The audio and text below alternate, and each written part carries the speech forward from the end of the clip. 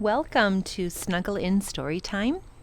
I am reading the last of the Really Great Whangdoodles, written by Julie Andrews Edwards, and I have permission through HarperCollins Publishers to read this out loud. This is a continuation of Chapter 5, going into Chapter 6. That evening, the children were elated. Lindy especially was keyed up. Her powers of concentration had been put to good use that afternoon, and by dinner time, she was so excited she was almost unable to eat.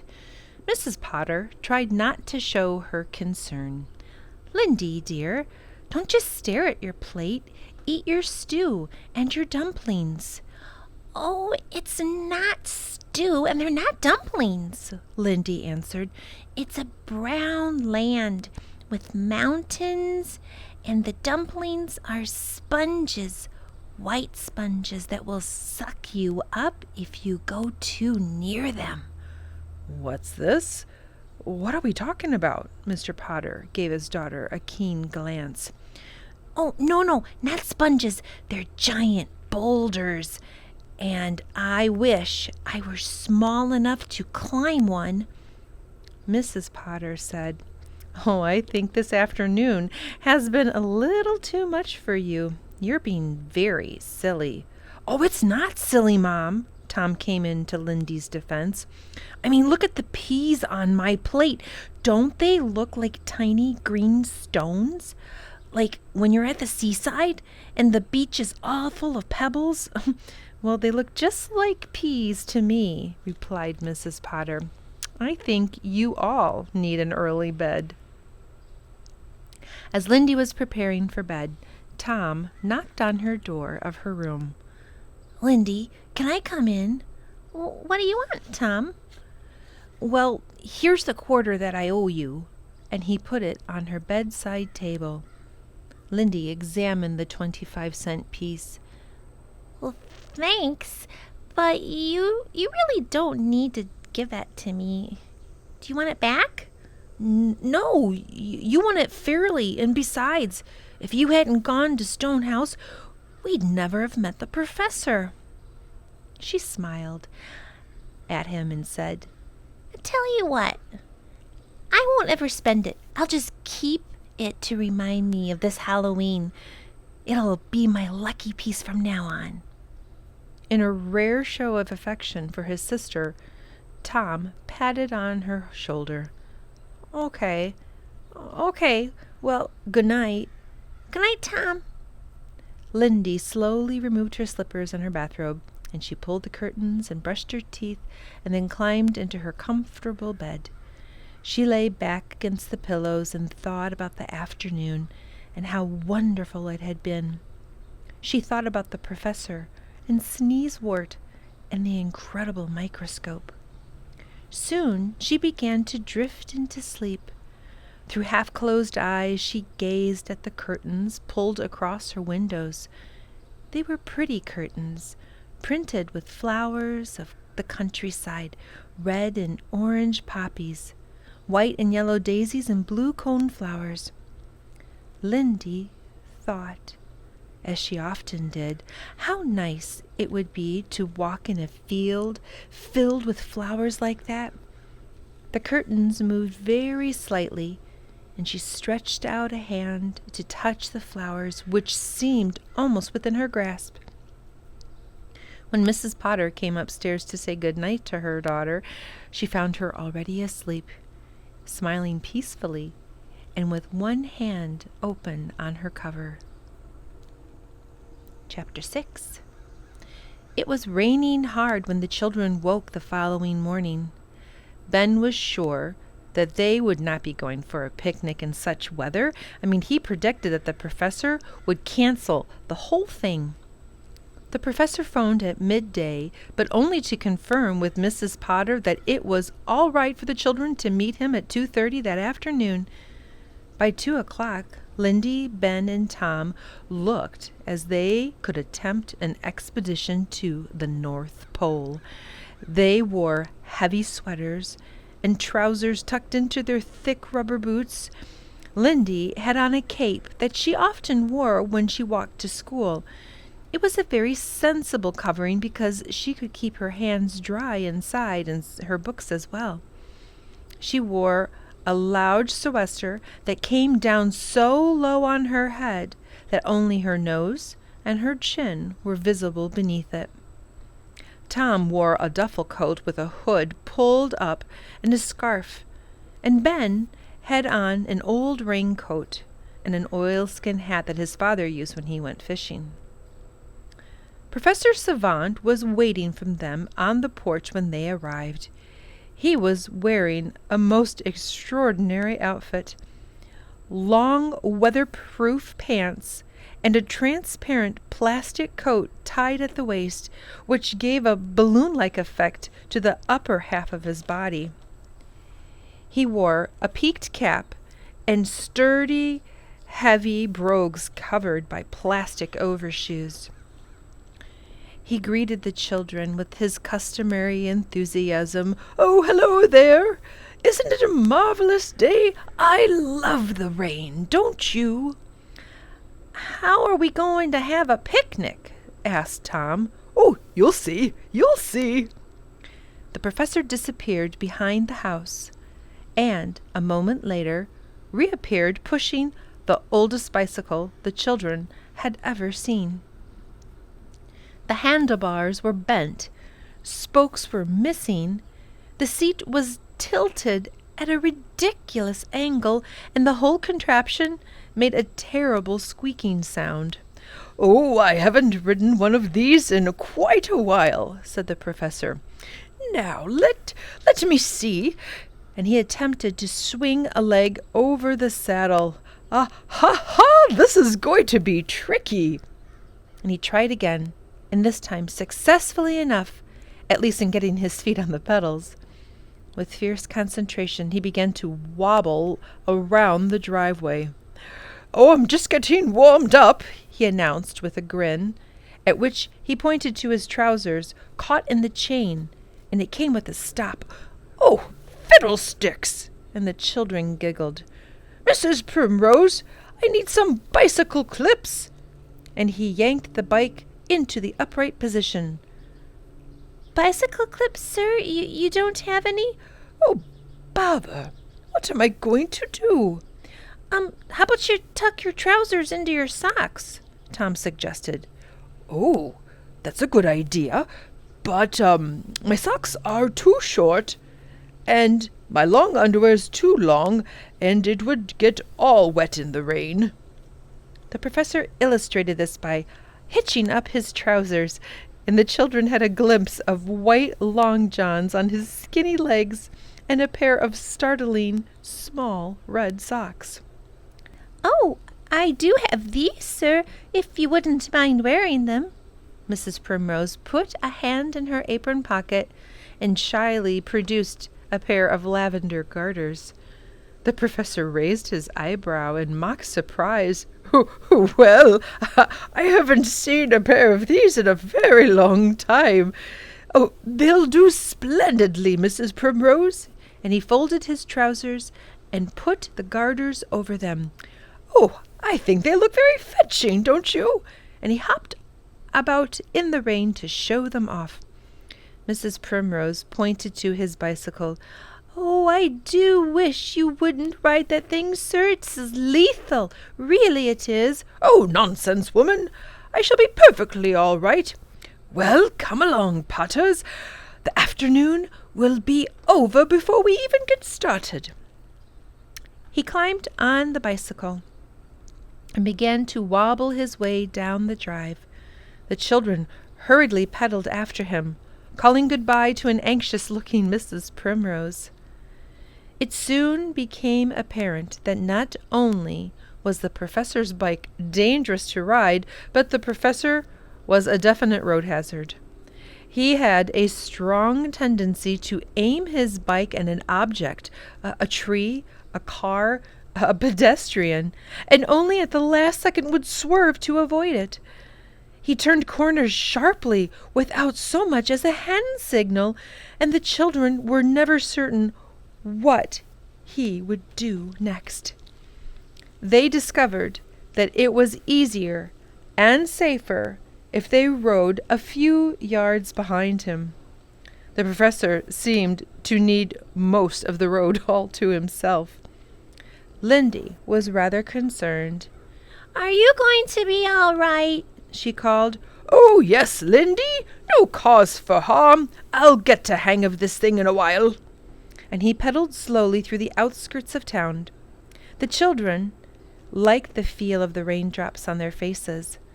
Their bicycle tires made a pleasant hissing sound on the wet road and set up small fountains of spray. The professor led them into a delightful country area. Busy streets gave way to empty lanes where the wet trees dripped noisily onto the thick carpet of fallen leaves. The ride obviously began to have a soothing effect on the professor, for he soon became less erratic, and the children were able to pull alongside of him. The professor began singing, "She'll be coming round the mountain when she comes." He had a terrible voice, but his enthusiasm was contagious, and the children joined in. "Oh, you're not singing loud enough," cried the professor. "I can't even hear all of you." The children sang at the tops of their voices. Fortunately, there was no traffic about, because now they were all bicycling in a haphazard way and laughing so much that half the time they weren't looking where they were going. The professor suddenly swung his bike off the road and onto a small track. "Where is this?" asked Tom as they bumped and jogged along their way. "Oh, this is where we're having our picnic," replied the professor. And he turned into an open field and braked to a halt in front of a dilapidated stone building. "What a funny house," said Lindy. "Who owns this place?" "Oh, I do." The professor removed the picnic basket from his bicycle and led the way through the tall, wet grass to a large door at the front of the building. "Ben, put a shoulder to this with me, will you? You too, Tom." And the professor pushed hard against the heavy door, and the boys added their weight to his, and the door began to move, and after a second push it swung open. The boys stumbled through a cloud of dust into a long, high room. "What a great place!" declared Ben. "Oh, I'm glad you like it," the professor smiled proudly. "This old barn is all that remains of the farmhouse. I might restore this place one day, but in the meantime, it seemed like a good spot to come and have a picnic." "Oh, look, I found a horseshoe!" Lindy cried excitingly. "Well, that is luck. Now, we'll better be starting on a fire. Otherwise, it'll be too damp and cold in here. Boys, go to the back of the house. There should be plenty of dry kindling under those trees. Lindy, you can help me put this cloth down so that we can spread our picnic out on it." It didn't take long to get things organized. Quite soon, everyone was sitting in the middle of the stone floor around a crackling wood fire, and the children were starving. Mrs. Primrose had packed all manners of goodies for them, sausage rolls and peanut butter sandwiches, a sponge cake with jam, and oatmeal cookies and bananas. There were milk and ginger ale to drink. "This is really terrific," said Tom, his cheeks rosy from the fire and his mouth full of cake. The professor pushed his plate away and leaned back on one elbow. "Tell me, what is your favorite word, somebody? Better still, tell me the 3 nicest words you can think of." "Oh, yellow, sunshine, and mother of pearl," Lindy said quickly. "Splendid. What about you, Ben?" "Acetylceliac," said the boy. "What is that?" "Well, isn't it Aspirin? Isn't that what it's made from, Professor? Ooh, right, Ben, right. The chemical name for aspirin is acetylsalicylic acid. That is a very good word, and it rolls off the tongue nicely. Tom, what about you? Oh, I've got the best word. Anti-disestablishmentarianism. Oh, everybody knows that one, said Ben. Oh, does everybody know what it means? Asked the professor. The children were silent. Oh, it is no use using a word unless you know about it. Anti-disestablishmentarianism, that is a word that comes from the 19th century England. We'll have to look it up when we get home. What's your favorite word? Lindy asked. Oh, good heavens! There are thousands that I like. Well, choose one. The professor thought for a moment. Papilionaceous, he said, from Latin, meaning resembling a butterfly, or shaped like a butterfly. The French word for butterfly is similar. It is papillon. Papilionaceous. Oh, that's lovely, said Lindy. Your name is French, isn't it, Professor? Ben asked suddenly. Isn't savant a French name? Oh, yes, indeed. My father was French, and my mother was from America. Do you have any children? Oh, yes, Lindy. I have 2 grown-up daughters. The eldest is married to a dentist in Boston, and the youngest is with the Peace Corps. What about your wife? Oh, she passed away many years ago. Oh, she was very pretty. She loved to travel and to give parties. You might say she was papilionaceous, a very sweet butterfly. He leaned forward and threw another log onto the flames. Ooh, speaking of butterflies, wait until you see the ones they have in Whangdoodleland. You will not believe your eyes. Well, what's so special about them? Well, they're about the size of robins and brilliantly colored. They're called flutterbys. Wow! If butterflies are as big as robins, then how big are the birds? Ben laughed. Oh, well, one bird is quite big, said the professor, and I cannot wait for you to meet her. She's the wiffle bird. She's quite wonderful and very, very beautiful. She'll be a good friend to us in Whangdoodleland, for she loves company, although she's very shy and easily frightened.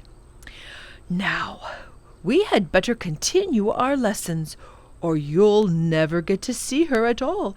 Ben, throw me one of those ginger ale bottles. This wood smoke is making me thirsty. Ben took a bottle from the picnic basket and handed it to the professor, who proceeded to shake it violently. Watch out, he said, and with a grin and unscrewed the cap. A fountain of ginger ale shot into the air, and the children screamed with delight. Oh, my, I haven't done that since I was a boy, said the professor wickedly. My word, look at all those bubbles. Hold the bottle up into the light. Isn't it like a waterfall, only falling up instead of down? Lindy said, The bubbles, they're like tiny crystal beads. How do they get in there? Oh, that's carbonation, replied the professor. What's carbonation? Oh, it's adding carbon dioxide to liquid. And since gas is lighter than liquid, the bubbles rise, as you can see. And he held the bottle close to his ear. Listen, it makes a nice hissing sound. Lindy took the bottle and listened. Her face registered surprise. Oh, it goes up, The noise goes up. The professor said, "You must practice the art of listening. It will be most important when we get to Whangdoodle Land. Do you ever lie in bed and count all the things you hear?" Oh, I do, said Tom. I mean, I can hear Mom in the kitchen in the morning, using the vacuum cleaner, the cars and airplanes and the birds. It's nice. Trouble is, I never want to get up. So listen to the noises right now, said the professor, and the children were silent. They heard the rain, and a bird calling out in the woods, and the fire crackling. "I'd like to try an experiment," said the professor. "I want you all to close your eyes and keep them closed until I say you can open them. Now, I want you to tell me what you can smell.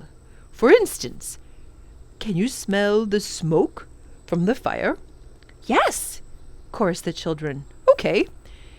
Can you smell the dampness and the rain? After a moment's hesitation, they nodded. Good, good. Anything else? Tom kept his eyes tightly closed and concentrated.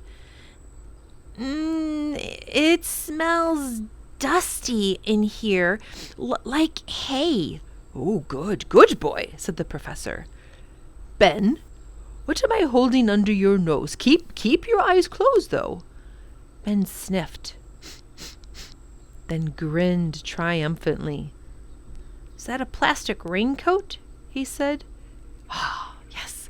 Lindy, what's this?" And Lindy smelled something vaguely familiar, yet she couldn't quite place it. "Is that peanut butter?" Oh, terrific!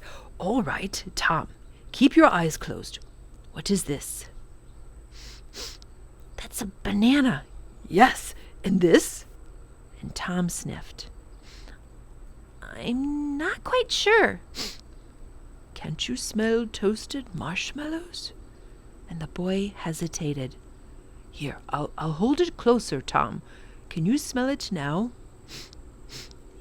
Yes, I can. Oh, let me smell. That's good," said Lindy. What about you, Ben? Do you smell it? "No, that's funny. I don't." Quite sure? "Yes, quite sure." Very well. You may open your eyes now, said the professor. And Ben looked around. "I don't see the marshmallow." That's because there wasn't one, replied the professor. "But I smelled it," cried Tom. I really did." Oh, I know. I'm delighted. It means you're beginning to make your imagination work for you. "I wish I would have smelled it," said Ben wistfully. Oh, you will, Ben. Your time will come. The professor began to pack what was left of their picnic into the basket.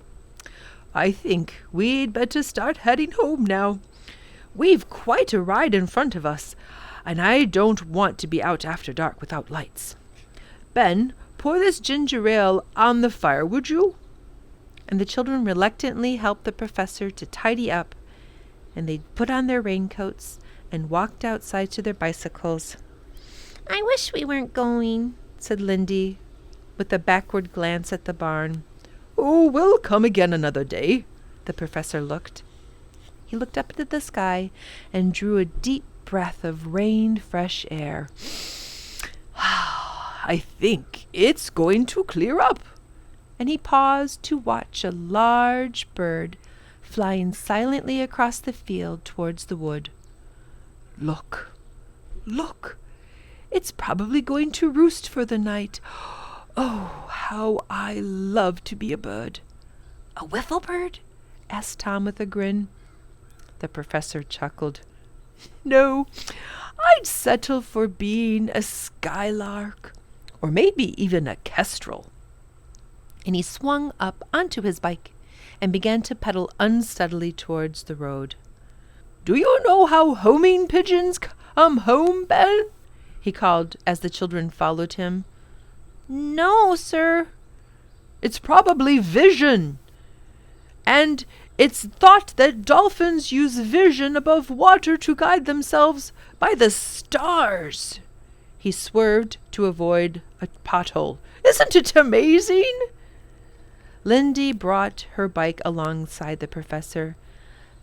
You know so much, she said. Don't you sometimes feel bewildered when you think of a million things that put life together? The professor smiled. Oh, I'm not bewildered. I'm filled with the deepest awe and wonder. The miracle is that in its complexity it all works. And he bumped through a puddle and was drenched with water. Oh, fiddlesticks! I'll never get the hang of this contraption. For the rest of the journey, he grumbled and swore at his bicycle. This kept the children in fits of laughter, which was his intention, since it took their minds off the long ride home. That concludes our Snuggle and Storytime for tonight.